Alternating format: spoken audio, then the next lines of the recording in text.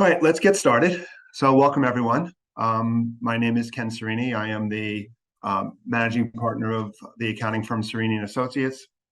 I'm joined today by David Goldstein, who's the chair of the nonprofit tax-exempt religious organization practice group at the Certilman Balin Law Group.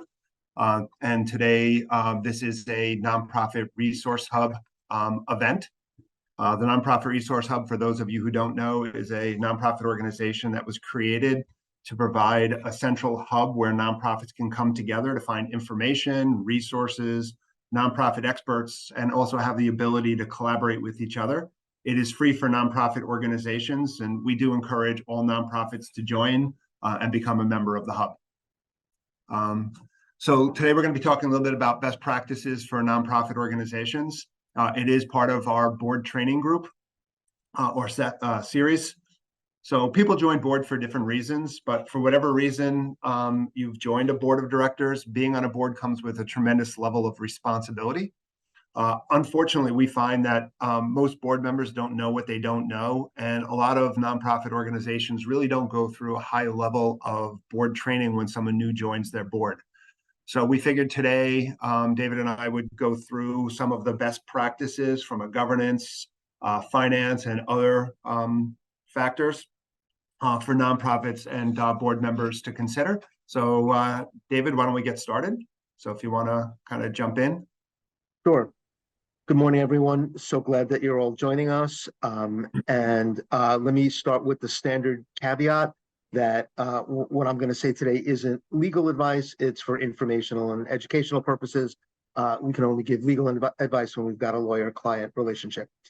So as Ken said, board education is fundamental to a well-functioning board.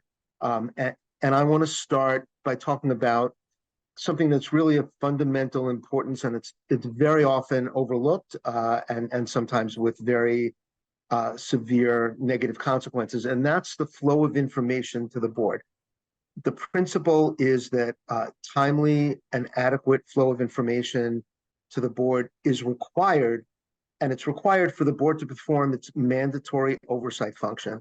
An unintended consequence of a lack of timely and adequate information is a potential breach of fiduciary duty claim. And I just want to say as an aside, I saw some of my clients on the Zoom this morning, and some of my clients have a running joke, which is, let's see how long it takes David to mention fiduciary duties in any conversation we have with him. So this was about, 15 seconds. And the reason for that is how fundamental that is, and we're going to get into the fiduciary duties that board members have a little bit later. But just as a placeholder, as you might imagine, oversight is one of the fundamental fiduciary duties, and without information, you can't perform your oversight function. So adequate oversight is not trust. Trust is a word we don't want to use in governance.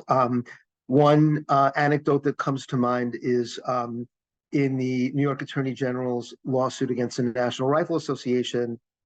The Attorney General deposed either the chair or the vice chair of the audit committee, and in the deposition, that person said, "Well, we trusted Wayne LaPierre," and that's never going to work. So trust is never something that can replace adequate information and oversight. Another dynamic that we see is sometimes boards get comfortable with a lack of information because their perspective is, well, we're volunteers, we're doing good. What can go wrong? And anyway, we're volunteers, so how are we on the line? And obviously, that's not the way that nonprofit governance works. Again, there are these fiduciary duties, and the board and officers are exposed to potential liability for breach of fiduciary duties, and that's potential personal liability. Another dynamic that we see is where there's a very smart and accomplished board, and they're very confident in their judgment and their instincts. And two of the seminal enforcement lawsuits in New York nonprofit law. At least from my perspective, one is the Adelphi University litigation in the late 90s, and another is the Dowling College litigation that followed its Dowling's bankruptcy a few years ago. And in both of those instances, we had really smart, accomplished board members. And from my perspective, they relied a little bit too much on their own experience and not enough on data. And we'll get into Dowling in a second. And that from my perspective was all about data and the lack of data. So the quality of information and the timeliness of information are essential. And timeliness has two aspects to it. One is that we need current information. So it's important to know how our financial picture looked last year, but we also better know how it looked last month. And so current information is critical. But there's another aspect to timeliness, and Ken and I have seen this when we've consulted together to assist nonprofit boards on a number of occasions. And I unfortunately have seen this many times, and it's something that I adamantly push back on. Board members have to get information in a form that's accessible and usable, but B, and B might be even more important than A, they've got to get it on time. So Ken and I consulted and helped the board write its governance ship not too long ago, and the practice there was that there would be voluminous information dumps to the board of materials necessary for the board meeting a half an hour or an hour and a half before the board meeting. And so on a practical level, that translates into no information at all, because the board isn't going to be able to integrate that information, review that information, and utilize that information for oversight purposes in time for the board meeting. So that's definitely something to keep in mind. So I want to talk for a second about the complaint in the Dowling litigation, and that complaint was brought by the bankruptcy trustee, and this is pretty much verbatim now from the complaint. Dowling's board and Dowling's administration did not have the proper tools to evaluate Dowling's financial position or make informed decisions. Dowling's financial reporting under defendants' board participation was woefully inadequate. Remember, defendants, right? Who got sued?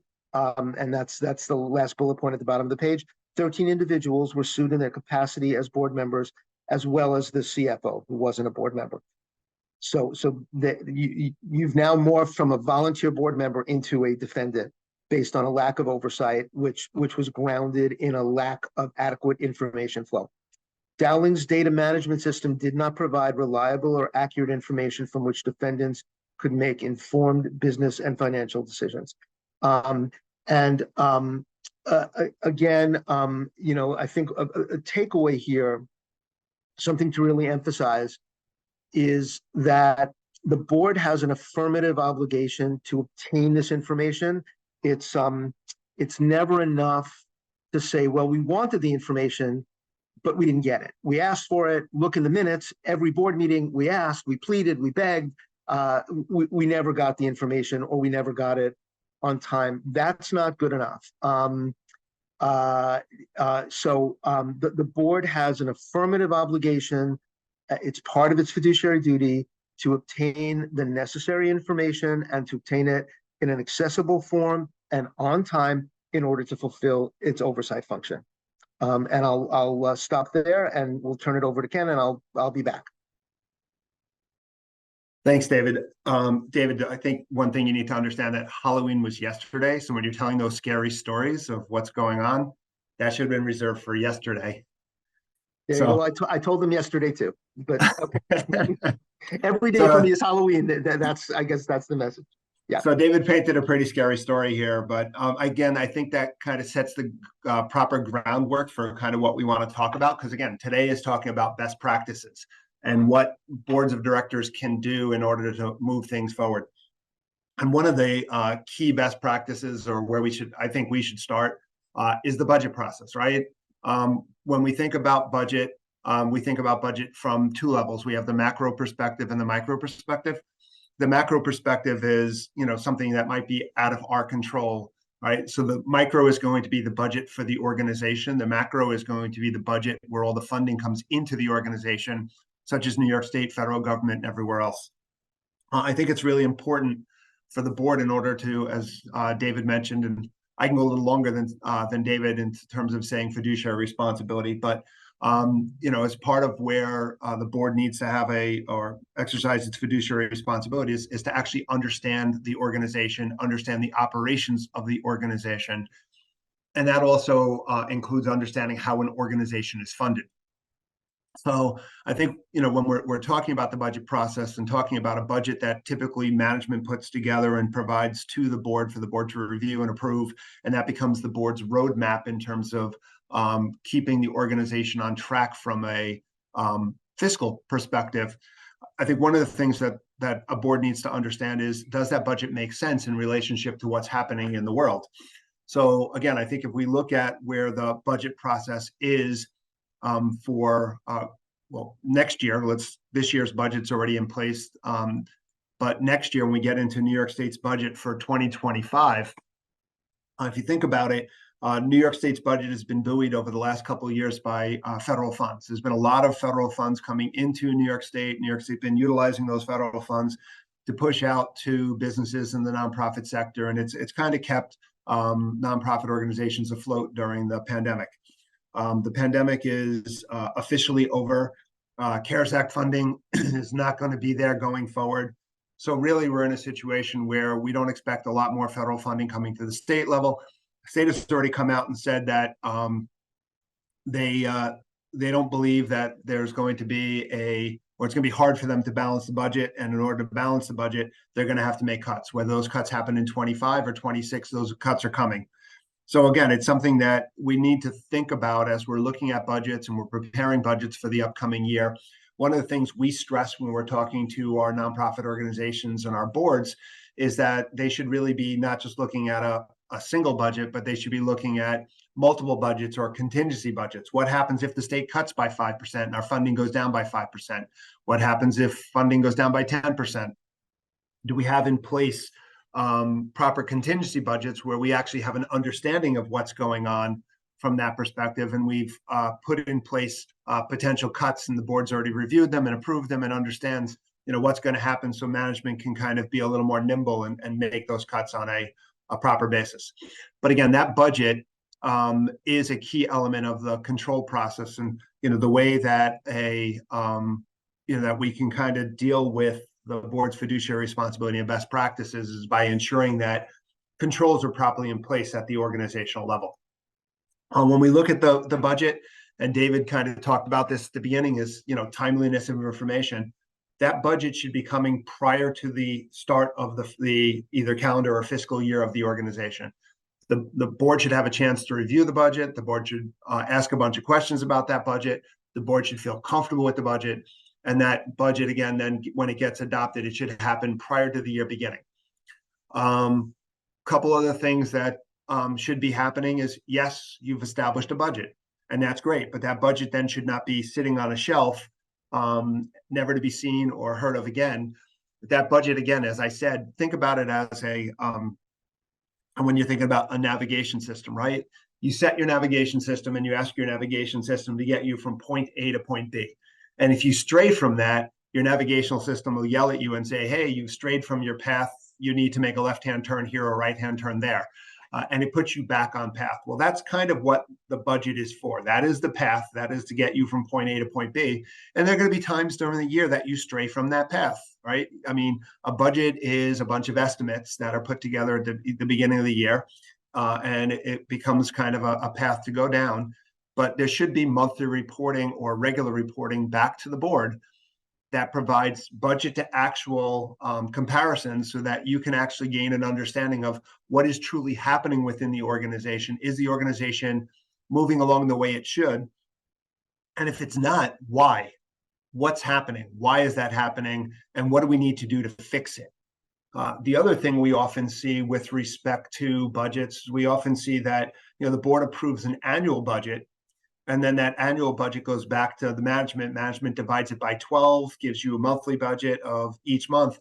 But that monthly budget isn't realistic. It doesn't take into consideration seasonality of the organization or of the organization's fundraising events. It doesn't take into consideration timing of certain spending.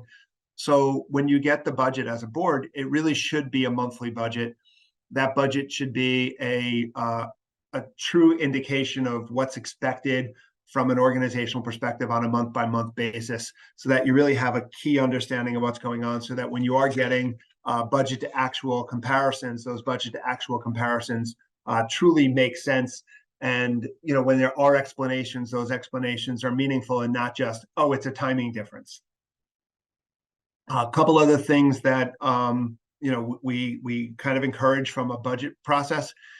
If you think about it, budgets are kind of a roadmap, and they're a roadmap for the entire organization. And too often you find that fiscal staff are the ones who are creating the budget, and they might be creating that in a vacuum or outside of the input of programmatic staff. We are big believers in programmatic staff should be part of the process of creating budgets.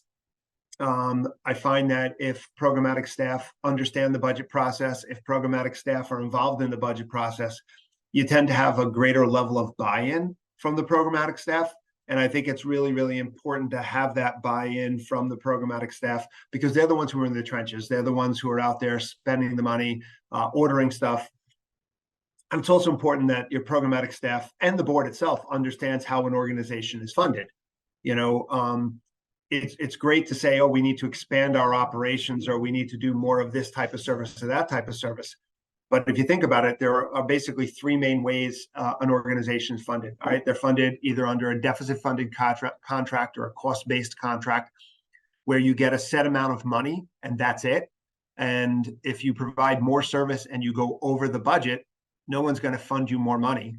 Second is fee for service, where you get paid an amount for each unit of service you provide. The more units of service you provide, the more money that comes into the organization. And the third is performance-based contracts. And those performance-based contracts require you to fulfill certain levels of effort, and those are built out into the contract. So I think it's important for the programmatic staff to understand, so they know how to run their their aspect of the organization. And it's important for the board to understand how an organization is funded. So when the budget is being put together, the board should be asking questions about the revenue streams and everything else. Finally, the other thing a couple other things I want to discuss is, we often see that when budgets are created, those budgets are break-even budgets. I hate break-even budgets. I prefer for organizations to try to generate profitability. Yes, you are a nonprofit organization, but that doesn't mean you can't make a profit. It just means let's actually throw the word nonprofit out the window. Let's call it a tax-exempt organization. The main reason that the organization is in play is to provide service and provide benefit to the community, and for that the organization doesn't require the IRS doesn't require the organization to pay taxes. But at the end of the day, the organization can and should make profitability. It should continue to find ways to build up its fiscal strength within the organization. So I actually prefer when organizations go through to a realistic process of designing a budget and try to build in profitability into that budget. The second thing that I wanted to mention is, when you're looking at a budget, it's important to understand, because budgets typically should be expense driven based upon accrual basis accounting, but it's also important to understand cash flow and when there are going to be holes in the cash flow of an organization, because it's in those areas where there's down cash flow that you want to make sure that the organization is doing what it needs to do to bring in extra cash, or that you have lines of credit or whatever available. And the second is, if you're an organization that has a lot of buildings or capital expenditures, it's also important to put together a capital budget, which allows you to go through and understand what your capital outlays are going to be, because those don't always find their way onto a regular annual budget. So by understanding and going through and having an engineer or a property manager or someone go through the operations or the buildings that you own, and look to see what sort of additional costs are going to need to be laid out over the next 5 years, and lay it out by year, it gives you a better understanding of what other cash flow you're going to need. David, it's all yours. Yep. Thank you. Thanks, Ken. So I really, Ken, I really loved your metaphor of the navigation system. I think that's incredibly useful. I'm going to adopt that and use it going forward. So you'll hear that from me in other contexts. But as often as fiduciary responsibility? Not quite that often, but certainly connected to it, because frankly, what a navigation system does, as Ken pointed out, it allows you to monitor where you are and where you're going. And if you take a misstep, you're going to hear about it, and that is another way to get to oversight. That's fundamental to oversight. You know, this seems pretty obvious. It's really pretty straightforward. It's just it's easy to miss this. People join nonprofit boards not to become accounting experts or governance experts. They join for the mission. And you know, sometimes some of these very fundamental concepts that seem very straightforward, nobody really focuses on them. So I guess this is an appropriate time for me to digress and tell a story. That this one isn't a scary story. It's sort of the birth of my tagline. My tagline is nonprofit governance. It's not rocket science, and that was born. I had a new client. They were a scientific foundation, and I was meeting with the board for the first time, and we went around the table. Everyone introduced themselves, and their credentials were amazing. A lot of them had worked at NASA at different points in time. Amazing credentials, abysmal governance to a shocking extent. And I sort of, you know, took a deep breath and I said, listen, what you guys do is rocket science. What I do, nonprofit governance, is not rocket science, but it's simple, it's straightforward. It's really basic concepts like monitoring and oversight, but you need to focus on it. It requires a level of continuous commitment and discipline. So not rocket science, but certainly requires a level of continuous discipline. And that's a nice jumping off point for the three fundamental fiduciary duties of a nonprofit director and also a nonprofit officer under New York law. And those are the duty of care, the duty of loyalty, and the duty of obedience. And we're going to unpack each of those. The duty of care is set forth right in the verbatim in the not-for-profit corporation law. It's in section 717A. A director must discharge the duties of his or her position in good faith and with the care an ordinarily prudent person in a like position would exercise under similar circumstances. And this is basically the oversight function. It requires familiarity with the organization's finances and activities and regular participation in its governance. In the materials that the supplementary materials that were made available, they're in the chat. They were emailed to you, and they'll be emailed again with a copy of the recording of today's webinar. Is the summons in the Healing Arts Initiative lawsuit from April 2016, and in that lawsuit, everyone on the board got sued personally for breaching their duty of care. And the summons lays it out verbatim from the statute that the directors didn't act in a way that an ordinarily prudent person in like position would under similar circumstances. And again, that's oversight, that's monitoring. And on the most fundamental level, it's attendance. You know, if you are on a board and you have these fiduciary duties, not showing up to board meetings does not relieve you of the fiduciary duties. Very often, when there's a disaster at a nonprofit, we hear board members say, well, I didn't know what was going on. I wasn't at the meeting. I wasn't aware of any of this. And none of that will be a successful defense. I refer to that. People who are of my vintage, of my age, will understand the reference. I refer to that as the Sergeant Schultz defense. Sergeant Schultz was a character in the Hogan's Heroes TV show back in the day, and his tagline was, "I know nothing, I see nothing, I hear nothing." That's not going to work. You've got an affirmative obligation to to see, to hear, to exercise oversight. So here's a little bit of a roadmap to the duty of care. Give it some context, some meat on the bones. How is it that we understand what we need to do to be prudent and careful the way an ordinarily prudent person would in a similar circumstance?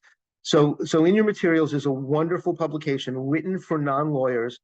It's about 9 pages long, very accessible and easy to get through. It's called Right from the Start, The Responsibilities of Directors of Not-for-Profit Corporations. It's published by the New York Attorney General's Charities Bureau, and it lays out the core fiduciary duties that I'm talking about, and it gives examples of how to comply with them. And I actually ask my clients to read that once a year. It's a wonderful reminder, and again, it's written for non-lawyers, so very accessible.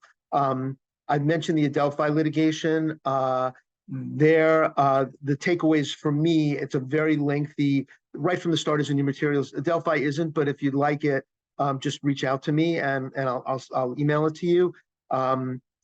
It's a very lengthy document, and to me, the core takeaways are we need data-driven oversight, not what is our judgment as experienced business people, number one.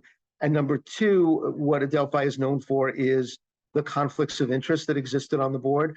And that was one of the things that gave impetus to the signature change in nonprofit law in New York that was part of the Nonprofit Revitalization Act of 2013. And that was the introduction of a rigorous conflict of interest and related party transaction structure in the statute that required certain procedures, certain triggers, certain processes, and none of that existed before the Revitalization Act. And the conflicts that caused the Adelphi board to become a target were at the core of the motivation for the changes that we see in the statute regarding conflicts of interest and related party transactions. And maybe I'll get to talk a little bit more about that because that's a very key part of governance. So hopefully I'll be able to come back to that and talk in more detail about that later. Dowling, I mentioned Dowling. Again, the key takeaway, data flow is accurate and timely information are key to oversight. That litigation is in your materials. That's sued by the bankruptcy trustee against the board. Then internal controls, and Ken has talked a little about that, and we'll certainly, I'm sure we'll be talking more about it. There's an Attorney General publication that's in your materials entitled Internal Controls and Financial Accountability for Nonprofit Boards. Internal controls are absolutely key and fundamental to governance and oversight. And part of that are having a policies and procedures manual and having an accountant, someone like Ken, who's really incredibly experienced in the nonprofit sector, develop those policies and procedures for you. And it's not enough, and this is something, unfortunately, we see again and again and again. I call it file cabinet syndrome. Sometimes nonprofits have wonderful policies and wonderful corporate documents, and then they put them in the file cabinet and never look at them again. And so it's not enough to have policies and procedures. You have to implement them and follow them. So that's really something that we need to keep our eyes on.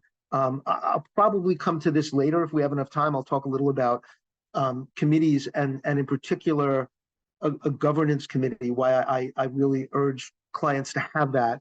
And one of the things that a governance committee can help an organization with is to focus on implementation. Yes, let's make sure we have appropriate compliant policies, but then let's, as a governance committee, have our eye always on implementation of those policies, procedures, and making sure we have follow through on compliance. And that's a nice entree to the critical role of audit oversight. An audit committee is incredibly important.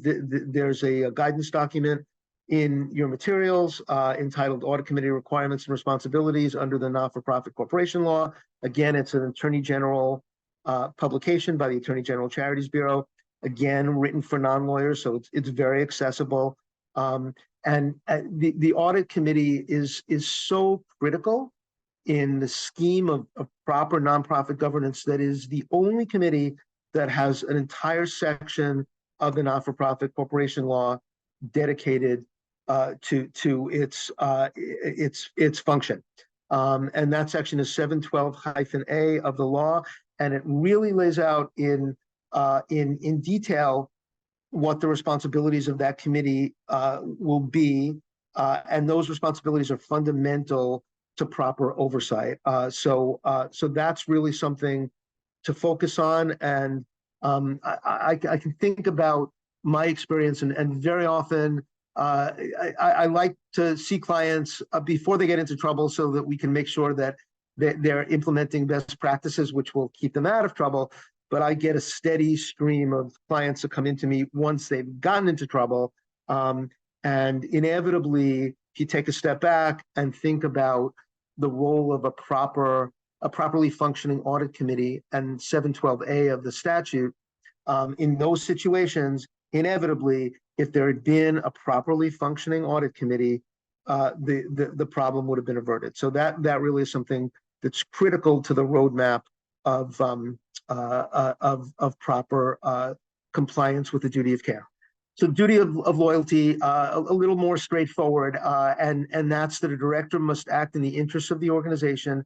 It requires undivided allegiance to the organization's mission when using the power of his or her position or information concerning the organization or its property. And this is really implemented through conflicts of interest and related party transactions. Those of course implicate undivided allegiance to the organization's mission. If I've got a conflict, then by definition, my allegiance is not undivided; it's divided.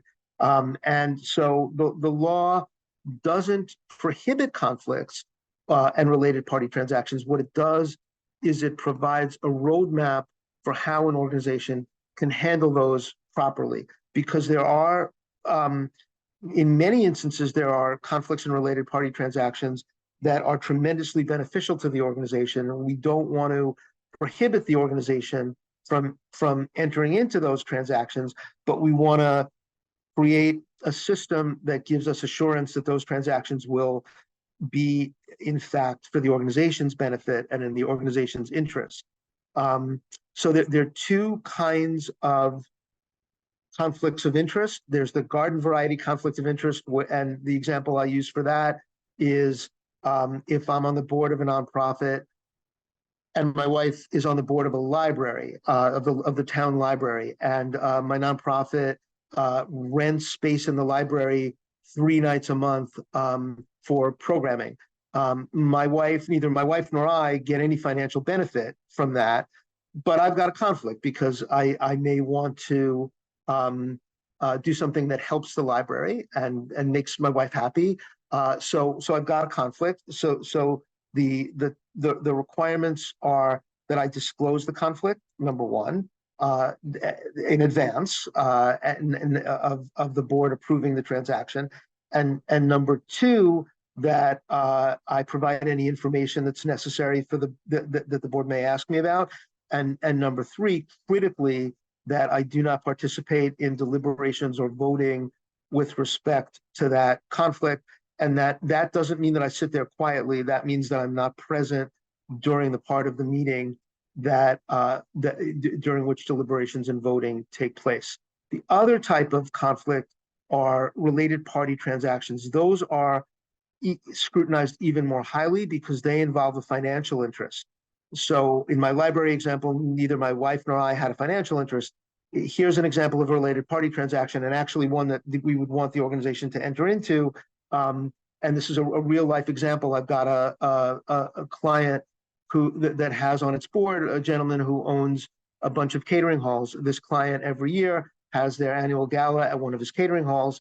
They pay him tens of thousands of dollars for that, but that tens of thousands of dollars is tens of thousands of dollars less than they would be able to pay anybody else on the market, because he's doing it at actually below cost.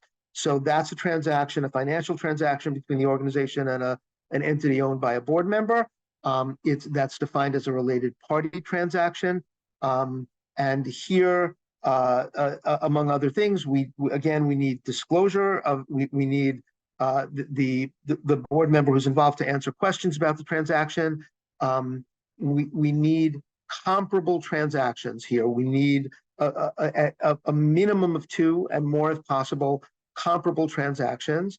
And then similarly, the director with the conflict is not present during the deliberations and voting, and the board has to utter the magic words, the board resolution approving this transaction. And again, this is a financial transaction between a board member and the organization. So there's a higher standard. It's not enough to approve it.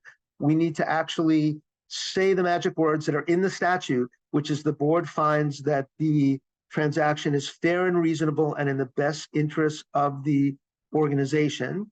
And it does that based on the comparable transactions that the board has looked at and that are Exhibit A to the minutes that approve the transaction. So all of that is complicated. It's not rocket science, but it's complicated, and is required under the law. The last of the 3 fiduciary duties is the duty of obedience. I'm going to talk a little bit more about it later, but I'll start now. And this is the least understood and most often neglected of the 3 primary legal duties. Part of the reason for that is the duty of care and the duty of loyalty exist in the for-profit world. The duty of obedience is particular to nonprofits. And it's that we're required to ensure that the organization complies with applicable laws and regulations and with its internal governance documents and policies. Again, not rocket science, obedience to laws and our internal governance documents. Makes perfect sense, but it's a lot more complicated than meets the eye. For instance, compliance with applicable laws and regulations is way more difficult than it sounds like. First of all, we have to know these laws, and we need to remember that there are multiple laws at levels of laws and regulations. So clearly, there's federal, there's state, there's local, and even within that constellation, there can be multiple bodies of law in one of those on one of those levels that apply to a given organization. So we can so in terms of laws and applicable laws, obviously the not-for-profit corporation law. We're going to talk more about that in a minute. But even under state law, there are multiple other bodies of laws, as all of you know as well, or perhaps better than me, that apply to your organization besides the not-for-profit corporation law. And that's just on the state level. And then there's federal and local as well. So I'm going to talk a little bit more about the not-for-profit corporation law, but just to focus on the different levels of law. Just one example, with respect to lobbying by nonprofits, there are aspects of federal, state, and local laws of regulation, laws and regulations that apply to lobbying. It's the same activity, but it's governed by all of those levels of law, and sometimes differently at the various levels. So that's a lot to keep your eye on. So now let's focus on the fundamental body of law for nonprofits, and certainly for nonprofit governance, the not-for-profit corporation law in New York. It's a law, and best efforts under difficult circumstances is not the compliance standard. And that was really driven home during the pandemic, where obviously we were under, in New York, just incredible stress and challenge and difficulties and tragedy. And yet there was no suspension of the legal requirements with respect to governance that applied under the not-for-profit corporation law. The law remained in effect, and it was difficult, but they were mandatory requirements that weren't waived. And what the law is, we've seen, and that related party transaction, those magic words are a wonderful example. there are lots of mandatory requirements and procedures and bright lines that are rigid and inflexible and unforgiving, and they don't get waived. And a sad but telling and powerful example of that is in New York, most cemeteries are nonprofits, and one of my cemetery clients, cemeteries are required in their certificate of incorporation to stipulate the date of their annual meeting, their annual membership meeting. And this cemetery client, their annual meeting fell during the heart of the pandemic, and this cemetery was just overwhelmed with its obligations to the people that it served, and just couldn't muster the energy to organize and hold an annual meeting, and try to get a postponement of its annual meeting, to get some sort of a waiver from regulatory authorities to postpone its annual meeting. And they couldn't get it, even in the height of the pandemic. And so, again, the law is inflexible, and if we blow it, it can be unforgiving. And so really our only choice is to fulfill the duty of obedience and comply with the law.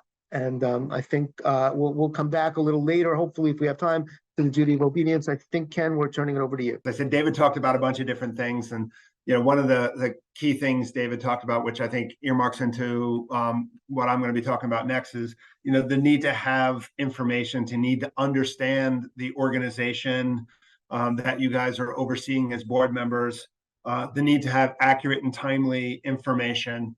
And again, I think part of what we find all the time is that organizations, especially at the board level, don't always get the information they need. We talked about budgets before, but there's also the whole aspect of really making sure that the organization has in place proper cost accounting, the ability to track information within the various different cost centers. If you have multiple programs, it's really important to understand the cost structure of each of the programs. We've seen over the years a lot of organizations which have followed the money. So you have an organization where there's a new grant available. They go out and get that grant. The grant might last a few years, and then all of a sudden that money dries up, and you now have an organization that has a program that maybe now is losing money. And maybe it's outside of their core mission. So you really need to be able to evaluate the programs that an organization is running to find out, A, are they essential to your core mission? If they are and they're losing money, maybe it's something you want to continue to do because it's an essential program to your core mission. But you also could have programs that maybe aren't doing well, which are not necessarily essential to your core mission. So it's really, really important to understand how those organizations or how those programs, I should say, are functioning, to really make sure that you can make intelligent decisions as to whether you should keep them, whether maybe you should get rid of them, send them off to another nonprofit organization, develop linkage agreements, or what it is you need to do. Also, David talked about a little bit before having policies and procedures. He talked about internal controls, and this kind of all goes hand in hand because, again, when you think about your funding sources and you think about the money coming into your organization, one of the things that you find is the government with one hand gives and with the next hand takes back. So if you have a lot of government funding coming into your organization, there's probably going to be at some point in time some sort of audit activity that takes place by these governmental organizations. A few years back, OPWDD was the Office of People with Developmental Disabilities was trying to balance their budget. And they were going back and forth where the providers were saying, hey, we need more money. We can't function with the rate increase you're giving us. And OPWDD said, we don't really have it in our budget to be able to do that. And they went back and forth, and OPWDD finally said, okay, fine, we'll give you the money because we'll step up the amount of audits we do, and we'll end up taking money back anyway. So we'll kind of get to where we want to be at the end of the day. So it's really, really important as you're kind of going through and looking at the organization, that the organization has in place proper cost allocation methodologies. Those allocation methodology policies are well documented. because again, someone's going to be coming in and looking at this. You want to be able to, from a board perspective, be able to make the right intelligent decisions in terms of programs. So, you do get, budgets at a global basis, but to what extent are you getting budgets or reviewing documentation at a programmatic level basis? When we look at how costs are allocated, we see all the time organizations that are allocating costs based upon the initial budget they put into the granting agency, or they're allocating costs based on revenue, or they're allocating costs based on management's best guess. Those are not appropriate allocation methodologies. Appropriate allocation methodologies really look at things that are more systematic and justifiable. So if I'm trying to allocate a building or occupancy related costs, I should be using things like square footage. So I should be going in and understanding how the building is utilized within the organization and allocate costs based upon square footage. If I have staff and I have staff that work in multiple programs, I should be allocating those costs based upon real time information that's contemporaneous time information. So either I have individuals who are tracking their time on a daily basis in terms of what programs they're working on, and they're charging that time appropriately, or they're doing time studies, and the time studies should be 2 weeks every quarter, and it should be a different 2 weeks each quarter where they track their time on a contemporaneous basis, and then that's used to allocate costs. Administrative overhead costs usually get allocated not based on revenue, but based on expense. It's called the ratio value method. And you allocate your administrative costs based upon the various expenses. However you allocate costs, it should be appropriate. It should really be systematic, and it shouldn't be kind of a guess or management's estimate. And again, I think that's important for many reasons. I think you find that, you tend to push dollars to where you have room to push them. So, if I'm in a situation where I know I have a budget and I have room left on a budget, I'm going to try to move costs over to that program because there's more room on that budget to be able to soak up with allocation of cost to that program. But you're really not getting a true understanding of how the programs are operating, how the programs are running.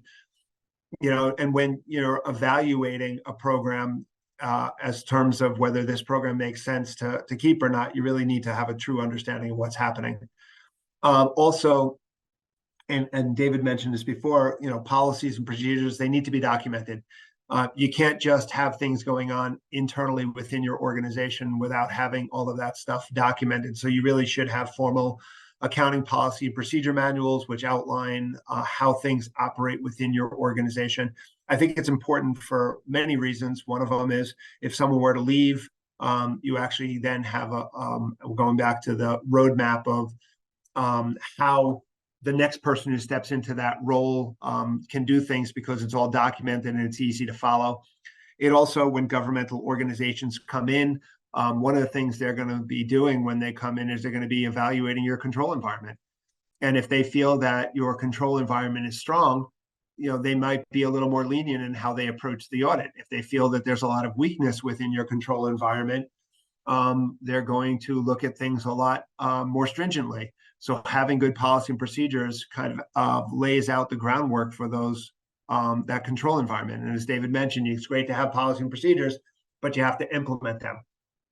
And when those policy and procedures aren't being followed, that's when breakdowns in controls and systems occur. So I talked a little bit about the use of cost centers. Most accounting software does enable an organization to track costs. Almost every single accounting system does allow that to happen. And again, I think it's important to really understand your cost structure. It's important to understand your different programs. It's important to understand and dive down to, if you have reporting that needs to take place within your organization, you need to establish your accounting software to kind of provide that information so that you're meeting all of those different levels. And again, as we talked about, it helps to understand program profitability and administrative absorption. If I have a program that's losing money, but it's eating up a large amount of administrative costs, that program may be worth keeping, because if that program goes away, who's going to be paying for those administrative costs? So when you're making decisions programmatically within the organization, you need to look at things both from an operational perspective and how much administrative cost an organization is absorbing. Again, having that good cost center information can determine if ancillary programs make sense, can help you evaluate better ways to operate your business and how best to deploy your resources.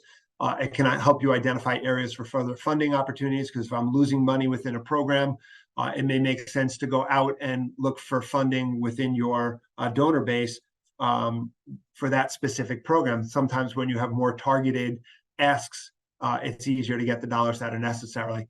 And it's also helps for more timely and accurate financial reporting. Again, all of this goes back to the board's responsibility to run the organization. You are the buck stops with you. You are the governing entity. So it's really important to understand and have good, timely, and accurate financial information. David? Thanks, Ken. I'm really glad that you got that granular, and I'm going to try to get a little granular now on the governance side. So I want to talk about the annual meeting. Yes, it's a best practice, but it's also required under the law, and it's really essential. And it's not just any annual meeting, but an annual meeting that complies with the specific requirements of the not-for-profit corporation law. So there are a few things that you have to keep your eye on with respect to the annual meeting. One is that there are notice requirements. Those notice requirements are going to be in your bylaws and possibly in your certificate of incorporation, which is not a good idea because it's easy to miss them there. But it's important to make sure that they're not sitting there in the certificate of incorporation. So you need to look at your certificate of incorporation, your bylaws, and the law with respect to notice requirements, particularly if you're a membership organization. There are notice requirements in the law, for instance, that notice can't be less than 10 or more than 50 days before the meeting if you're a membership organization. So 3 places to look: certificate of incorporation, bylaws, where you're most likely to find them, and the law. Then there are 2 mandatory components of the annual meeting. And these, again, the word is mandatory, so they've got to happen at every annual meeting. The election of directors, and it can be the entire board if the entire board is up for election, or if you've got a classified board, then whatever class, whatever percentage of the board is up for election that year. So there's always going to be an election of directors.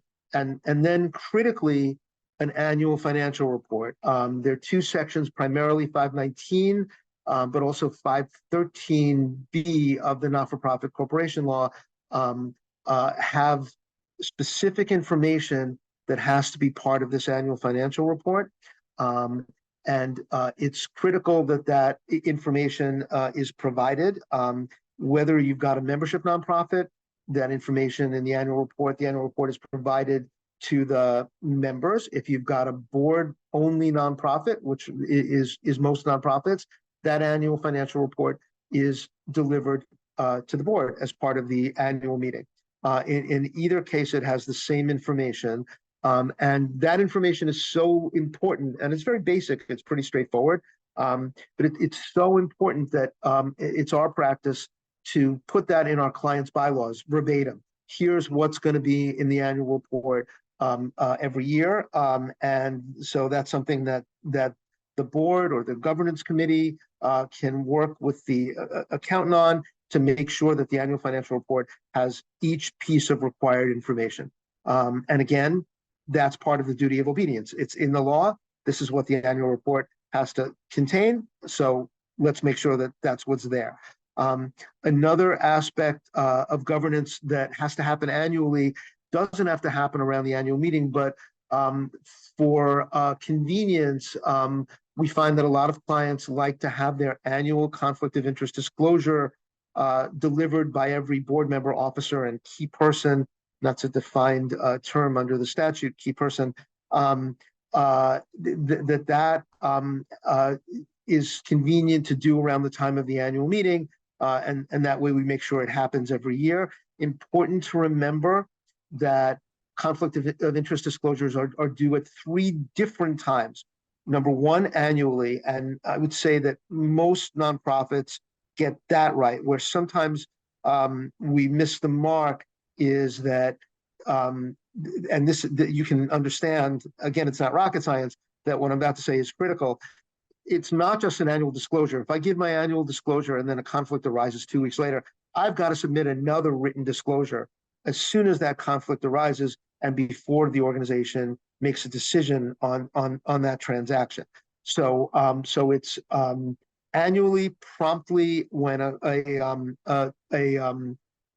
conflict arises, and then also, and this is one that's easy to miss, before anyone's initial election to the board, they need to fill out, even though they're not on the board yet, they need to fill out and deliver to the board or the audit committee or the compliance officer under the policy. They need to deliver a conflict of interest disclosure form even before they're elected to the board. Minutes are critical in all of these areas, as you might imagine. We want the minutes of our annual meeting to show that the annual financial report was delivered and to have it attached as an exhibit to the minutes. That's critical. Also with respect to the annual meeting, as I mentioned, there will almost assuredly be provisions in your bylaws that relate to the annual meeting, and there may be in your certificate of incorporation. And so you need to comply with those provisions and always comply with the provisions under the law with respect to the annual meeting. Next slide, please. So this is a lot to manage, right? Everything that we've been talking about today, it's a heavy burden on top of the mission-related work that and programmatic work that you as board members and officers are involved in. And committees, to me, are a necessary part of nonprofit governance because they provide a necessary division of labor. If the board was handling each of the things that fall within the oversight that the board has to exercise, the board was handling all of that completely, the board would be meeting every week and the meetings would be incredibly lengthy. And so a necessary division of labor through committees is really the way to tackle what we need to get our arms around in terms of nonprofit governance. So that's easy. That makes sense. But committees that are a necessary practical aspect of governance, in turn, have their own incredible technicalities and complexity from the governance side. So there are two kinds of committees under the law, only two. It's either a board committee or a committee of the corporation. Let's talk about board committees first. It's what it sounds like.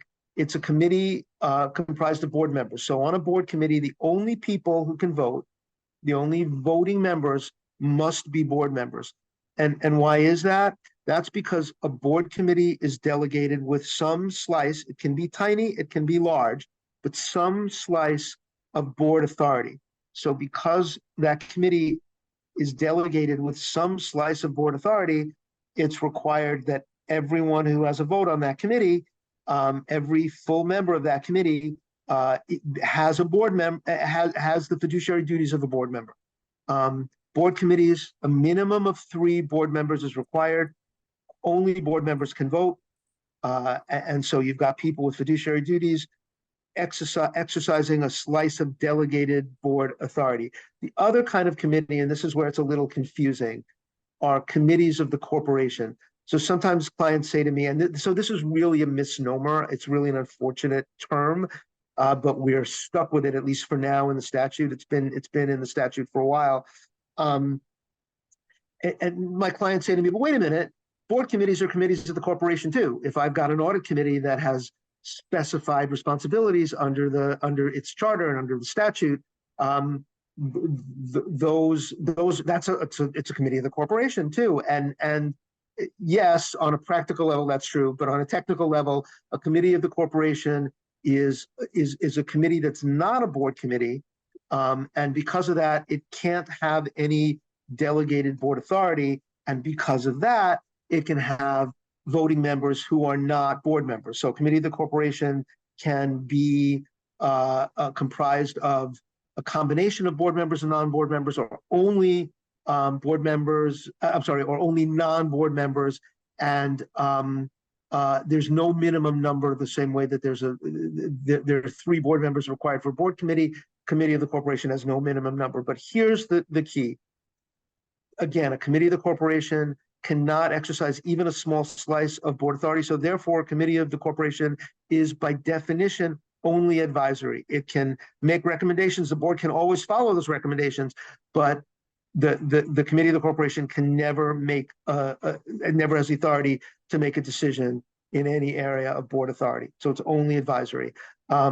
We talked about the incredibly important role in nonprofit governance of the audit committee. We talked about that before, and I mentioned how important a governance committee is. And I think that everything that we're saying reinforces that you really need a committee. It's not required to have a governance committee. And sometimes I see a nominating and governance committee. I don't like that practice. I think it's a best practice, and we're talking about best practices today.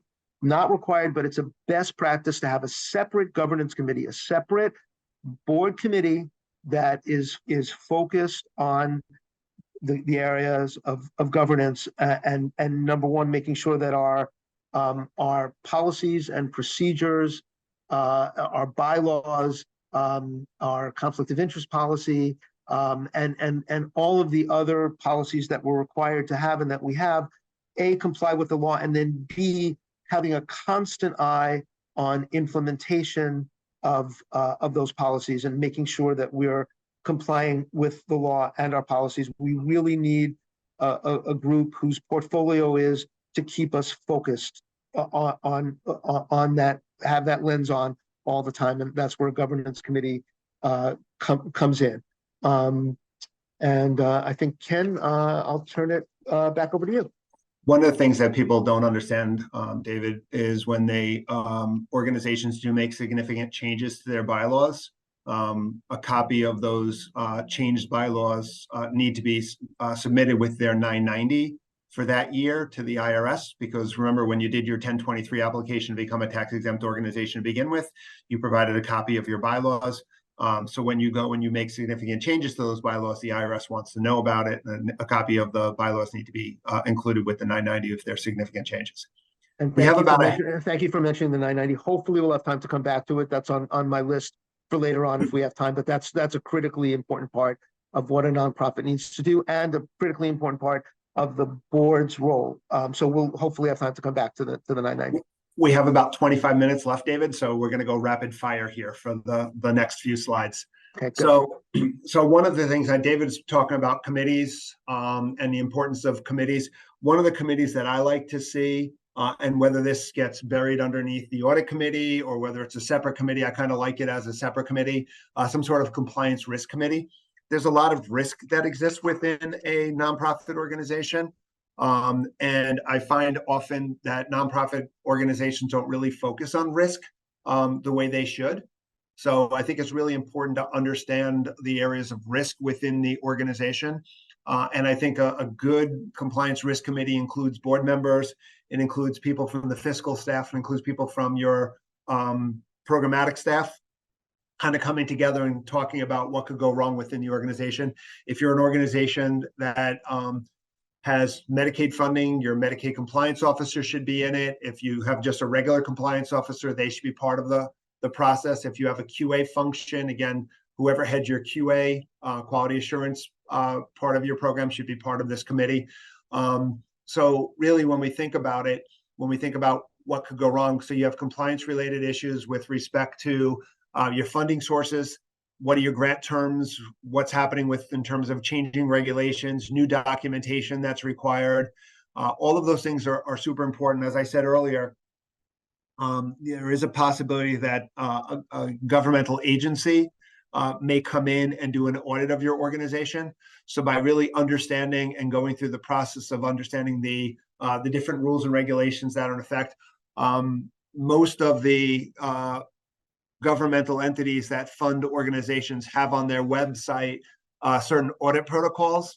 So you should definitely go on the audit websites of the funding sources, take a look at what those audit protocols are, and maybe design your QA function around those audit protocols so that you know that you're going and doing self-monitoring to make sure that if there is a problem that's happening within the organization, you find it first. You don't want the governmental agency to come in and find it. For instance, if you think about if you're a Medicaid funded organization, the governmental organization that typically is going to be the one that comes in is the Office of Medicaid Inspector General, the OMIG. And when the OMIG comes in, they'll come in and look at several years. They'll take a small sample, usually less than a fraction of 1% of your population. They'll do some testing. They'll come up with, let's say, a $4,000 error. They'll extrapolate it over your population. You owe back $500,000. So it becomes kind of big numbers really fast. So it's really, really important that you kind of implement and start looking at some of those compliance-related issues that could hit you. Cybersecurity, that's a big issue. And it's an even bigger issue for nonprofit organizations. We're seeing more and more cyber attacks happening within the nonprofit sector.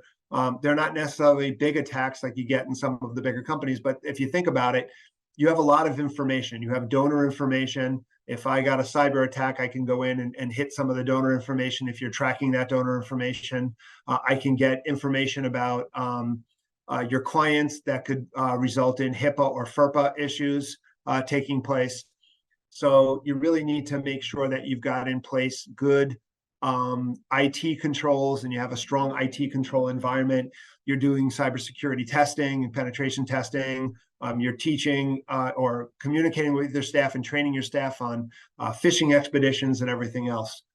You have insurance exposure. When was the last time you reviewed your policies or had your policies reviewed by someone to really make sure that all of the different exposures are being handled?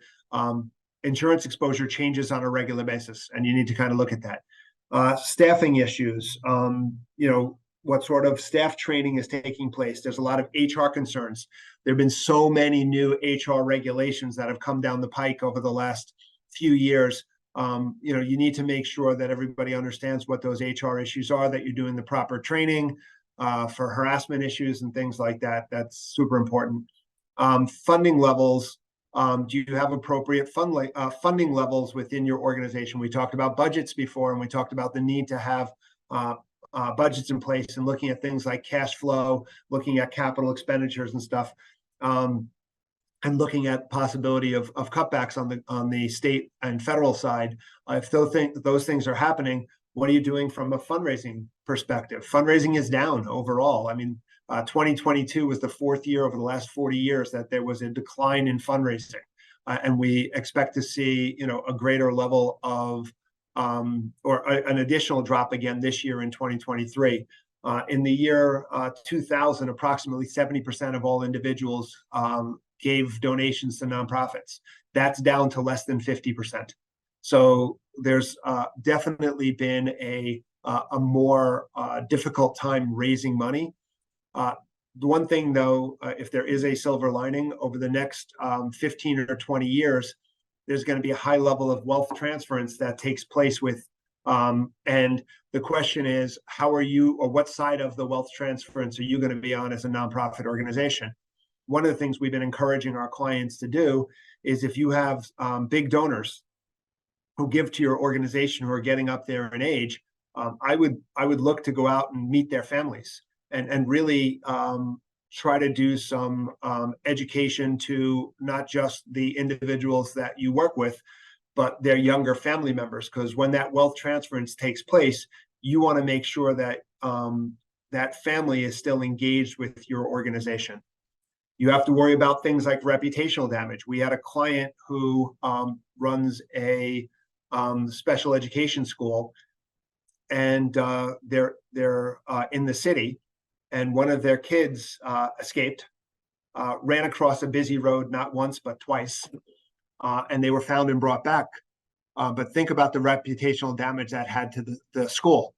It had significant reputational damage. So you really have to constantly think about when, what could go wrong and how does that impact the reputation of the organization. And things like the economy and external factors are going to have issues from a risk and compliance perspective too, with respect to rising costs, more expensive money, high interest rates, and things like that. David? Thanks, Ken. And so Ken talked about compliance and risk management, and I'm listening to it, and I'm realizing that really compliance and risk management are the essence of oversight, and oversight is in turn the essence of the most important and fundamental fiduciary duty of nonprofit board members, which is the duty of care. So I think this really ties together quite wonderfully, and we can never really take our eye off of compliance and risk management. So let me turn back as I promised, and I'll go very quick because our time is waning. We talked about the duty of obedience and how that's manifested in compliance with legal requirements and the law. So I want to talk for a minute about compliance with internal governance documents, which is the other side of the duty of obedience. And the core governance documents are the certificate of incorporation, which trumps all other documents. And what's in the certificate of incorporation are a nonprofit's corporate purposes. And the fundamental piece there is that a nonprofit is only authorized to utilize its assets in pursuit of its corporate purposes. Any activity, no matter how worthy, that's outside of those corporate purposes is impermissible. And you can probably guess the next part, that it's the board's responsibility to assure that the assets of the organization are only used for the purposes in the certificate of incorporation. It's possible to amend the certificate of incorporation to expand the corporate purposes. And as you might imagine, as nonprofits evolve over time, it's critical to have your eye on the certificate of incorporation and the corporate purposes. And that certificate of incorporation is the place where we most often see file cabinet syndrome, that the certificate of incorporation is the first document by definition in the existence of the corporation. And sometimes nobody ever looks at it again. And then, 10, 15, 20, 30, 40, 50, 60 years later, you're doing all kinds of things that are outside of those purposes, and that's impermissible and a breach of fiduciary duty by the board. So looking at that certificate of incorporation and the purposes and keeping your eye on that, again, a governance committee can help with that, or a compliance and risk committee, that's essential.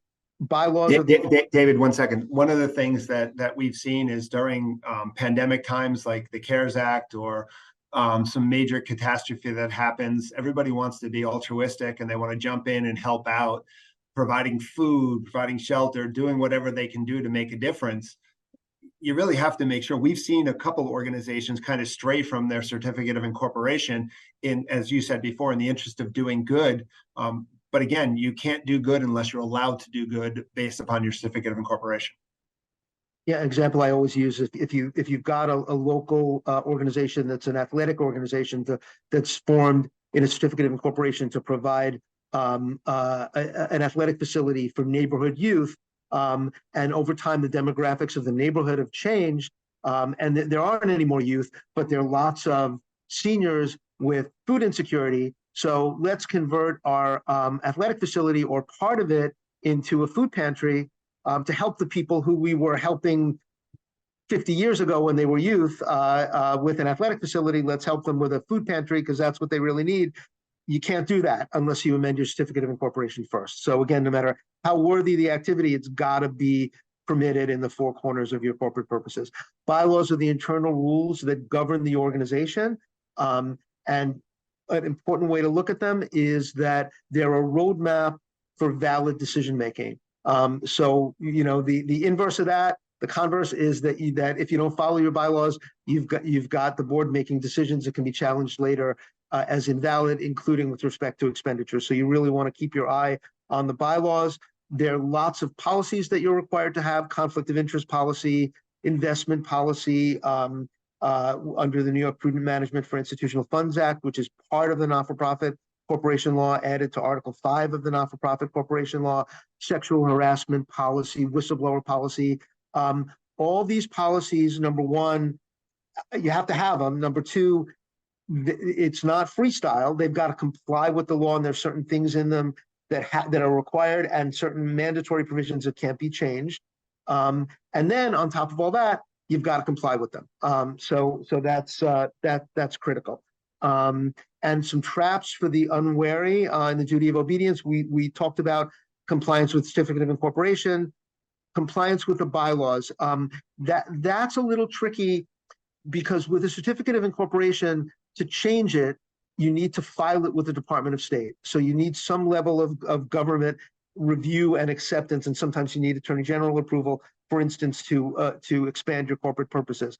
The bylaws, in a way, are too easy to change, because all you need to do to change your bylaws in most instances is just have the board approve it. If you've got a membership nonprofit, maybe also the members would have to approve, but that's an internal process that in most instances allows you to change the bylaws. So in a way, it's too easy, and continually we see clients come into us for the first time, and we look at their bylaws, and they've been following them fanatically and scrupulously for years, but because the provisions in the bylaws were violative of the law and inconsistent with the law, the decisions they made were problematic and potentially invalid.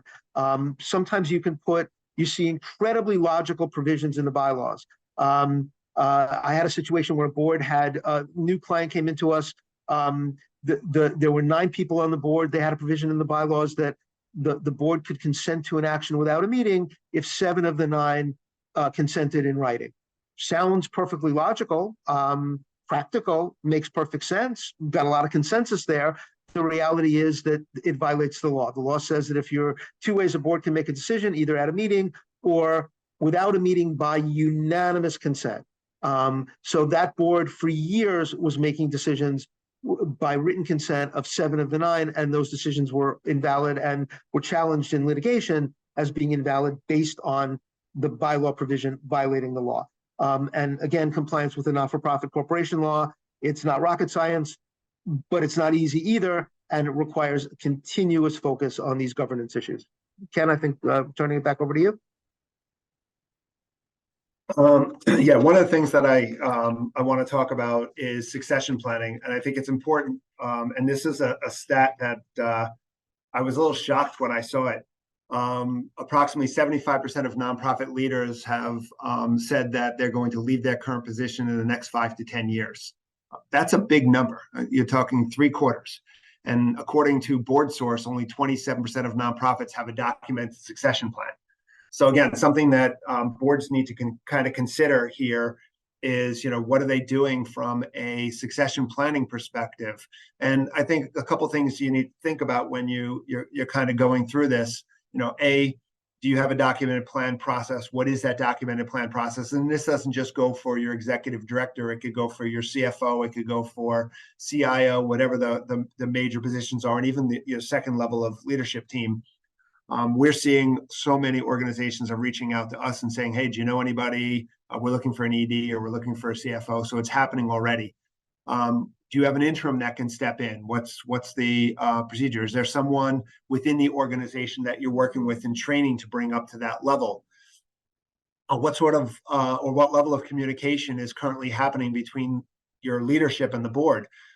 You'd like to be in a situation where if one of your C-suite members is going to be leaving, that there's some level of communication so that you have enough kind of runway in order to kind of be able to bring somebody in or to go through the process.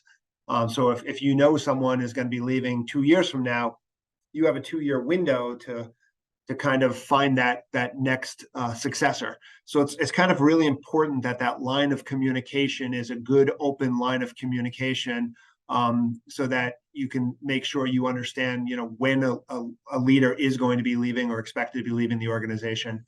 What are your growth strategies for younger staff? And we'll talk a little bit more on the next slide with respect to leadership and things like that, and some of the changes that are happening from a leadership perspective. But what are you doing in terms of trying to grow the younger staff? The other thing to keep in mind is that organizations go through life cycles. So you need to understand where you are within that organization's life cycle. And sometimes that life cycle is moving forward, and sometimes that life cycle is moving backwards. We've seen organizations that have been great, won awards and everything. They've been kind of top in their industry. And then things happen within the organization, and now they're back in a situation where they need a lot of help in terms of internally building structure and building systems and stuff like that. And we've seen organizations that have really, really strong systems in place, and now they're in a situation where their next executive director doesn't need to be someone who understands and can build infrastructure, but someone maybe who can take them to the next level from a fundraising perspective or from a public relations perspective or whatever. If you look at an organization like Guide Dog Foundation, their previous executive director was a guy by the name of Wells Jones, and Wells was incredible at developing programs, at developing systems. He put in appropriate infrastructure. He put in a tremendous leadership team, taught them everything, developed, world-class organization. So when he left, that footprint of the organization was incredible. I mean, it did everything right. It hummed and everything else. So when the board stepped in and said, what does our next executive director need to look like? They didn't need another Wells, because Wells had done a great job of putting this together. They needed someone different. And they went out, and they brought in John Miller. And now you can't look anywhere without hearing about Guide Dog. He's developed strategic alliances with sports teams and everything else. And he's all over the place. And he's put that organization on the map and helped to bring a tremendous level of funding to the organization, because he's a PR machine. So you really need to understand where an organization is within its life cycle, so that when you're kind of going through that succession planning process, you're really understanding what does your next leader need to look like. I mentioned before leadership, and it's really, really important at this point to kind of think about leadership. If you think about leadership and think where leadership is, I mean, I'm a baby boomer. I'm a kind of the last year of the baby boomer. And I learned from baby boomers, and the people who are right under me within my organization, they learned from me, a baby boomer. So if we look at the skill sets that a baby boomer has, we're hardworking, we believe in achievement, we're self-reliant, sufficient, we believe in a managerial hierarchy, we're loyal to the company, we believe in relationships, face-to-face communication, we're not afraid to pick up the phone and have a call, and we've been dubbed workaholics. Well, if you think about who we're going to be leading going forward, Gen Z will comprise 27% of the workforce by the year 2025. They believe in authenticity, empathy, feedback, training. They text, they email, they don't really talk face-to-face anymore. They want work-life balance. They want a remote workplace. They want flexibility. They're socially driven. They're adaptable. There's a big disconnect between the baby boomer mentality, which is the current leadership style, and the leaders that are learning from the current leaders, and the Gen Z. So if we don't bridge that gap, if we don't get to a point where we retool our leadership team, there's going to be a tremendous disconnect in terms of what we're able to accomplish. So again, another thing that from an organization, from a risk, going back to risk and going back to, we need to make sure that we really have that understanding in place, and that we're retooling our leadership. And even at the board level, we need to make sure that we've got good representation. That's a good cross-section of our organization, cross-section of the members of our organization, and cross-section of the people we serve. David, you want to start the bonus round? Yes, and I'll go real quick. I apologize, but our clock is ticking. So first thing I want to talk about, we mentioned it, Ken mentioned earlier, the IRS Form 990. Something to keep in mind is that the 990 is a primary tool used by regulators, both the IRS but also at the state level, and it's also used by litigants in disputes involving nonprofits. It's filed under penalties of perjury. It's chock full of information. There's a separate dedicated governance section, part 6 of the 990, that's all about, it's literally called governance, and it's all about governance. The 990 should be reviewed by the board and approved before it's filed. And it really should be line by line reviewed by everyone on the board. One of the questions in part 6 is, in fact, what is the process for review of the 990? So it's very important that the answer to that be accurate. And the best practice is that the board receives it, reviews it, and approves it before it's filed. And again, go ahead.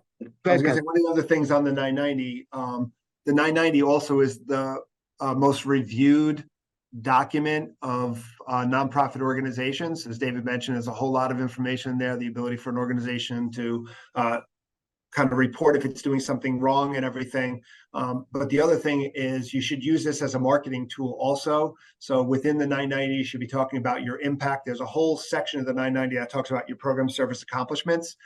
That's something we recommend that you just don't have your accountant fill out or a fiscal person fill out. Have your programmatic communication staff looking at that too, to make sure that that's reflective of all the good stuff you're doing as an organization, because this again is a tool that is being looked at by all of your donors and governmental regulators and everything else. So you really want to put your best foot forward. Sorry, David. Sure, and thank you for mentioning that, because really the 990 is a fundamental document from a legal, accounting, marketing, fundraising, programmatic, all of those lenses need to be involved in the review of the 990. And the primary piece is that it's got to be accurate and complete. Board education, I think we talked a little bit about that. I think it goes without saying, everything that you've heard from Ken and me today. A board can't do this without board education, both from an accounting and a legal perspective. That interface and that commitment to board education, and I know there's some of my clients on our Zoom today who we've done board education with, and I don't see how a nonprofit, how a board can fulfill its fiduciary responsibilities without board education. Ken mentioned insurance, and I'm really glad he did. I'll touch base briefly on directors and officers liability insurance. It's essential, number one, to have it. All insurance policies are not created equal. It's important to have a broker who's experienced, A, with nonprofits, and B, with your sector and the specific activities that your organization is involved with. And always review all your insurance coverage, liability insurance, all your cybersecurity, all of those insurance coverages, and including D&O, to make sure, because this policy protects directors and officers if they're sued or the target of an investigation related to their duties on the nonprofit. So it's incredibly important. It's essential to have adequate coverage. So one thing to ask your insurance broker is, what would it cost to increase the coverage? Because very often our clients are surprised at how reasonable D&O insurance can be, and the risk to the insurance company tends to be in the first million of coverage. So as you're increasing the coverage by millions of dollars, the price per million goes down, and so sometimes clients are able to obtain significantly more coverage for a very reasonable amount of money. So that's a conversation to have with your insurance broker. The quality of board members' experience, and I'm going to talk real fast now, is critical. So it's not just that materials have to be distributed more than an hour before. We need to distribute those days or week or 10 days before the meeting. We want the board members to not be under strain and pressure. And the board meetings need to be modulated too, in terms of, we don't want to have 6-hour board meetings. That's not a way to keep good people on our board. So keeping an eye on the experience, the qualitative experience of a serving board member who's serving as a volunteer and probably is also a donor, is critically important. And David, let me jump in here a second. The other thing to keep in mind is when you're giving information to a board and the board is getting information, remember, board members, if there's information you need and you're not getting, you need to ask for it. You have the right to ask for a certain level of information that is going to be important for you to help make the decisions. And we're firm believers, especially on a fiscal side, there's a lot of information that's hard to digest. So by putting it in graphs and charts and providing trend analysis, I think that really helps. And David, I'll jump into NMIFA really quick. There's a couple things on NMIFA I just want to talk about. If you have investments, as David talked about before, if you have endowments, so you have a board designated fund, which is a quasi endowment, or if you have a standing endowment where donors have made money and restricted it for long-term purposes in terms of to be held in perpetuity, there are certain requirements that you have to have and certain approvals that the board has to provide and certain analysis that has to be done. Take the time. David mentioned the New York Prudent Management of Institutional Funds Act before. Take the time to understand NMIFA. If you have investments or if you have endowments, it's going to be super important that you understand it. It is a law and you need to follow it. And before you go on, I just want to echo one thing that you said. If you're not getting the information or you're not getting it on time, ask, but only ask once and then demand. Because remember, the board members have a legal responsibility, an affirmative responsibility to get that information and to get it and to get timely information. So asking if that doesn't get you there, then you need to insist, and you need to insist loudly, and there can be no excuses for not getting the information on a timely basis. Okay, so we are on borrowed time now, so we apologize, but consider, as again, this is a nonprofit resource hub event. Consider becoming a nonprofit resource hub member. It's free for all nonprofit organizations. You get free access to information, free events. You can post volunteer opportunities, exchange business leads, gain insight. A lot of really, really good things. We have a conference coming up. The leadership conference is coming up November 17th from 8 to 2:30. We do encourage you to come. It's jam-packed with some great information. This happens to be one of the few things that the Nonprofit Resource Hub is charging for, but there's reduced pricing for Nonprofit Resource Hub nonprofit partners. So again, consider being a nonprofit partner. It's free. This is going to be a tremendous leadership half-day conference. Some of the other, Ken, sorry, limited availability. We have limited space, so yeah, we have about 15 tickets left. Get your tickets now. Yep. Upcoming events of the hub, we have a holiday kickoff meet and greet happening on December 4th in the city from 6 to 8 p.m. We have an Ask the Expert fundraising and event planning. So thank you. I know we went a couple of minutes over, but we appreciate your time. We appreciate your attention. We appreciate you sticking around with us. If you have any questions, you can reach either one of us. Thanks, everyone. We appreciate it. Thanks. Have a great day.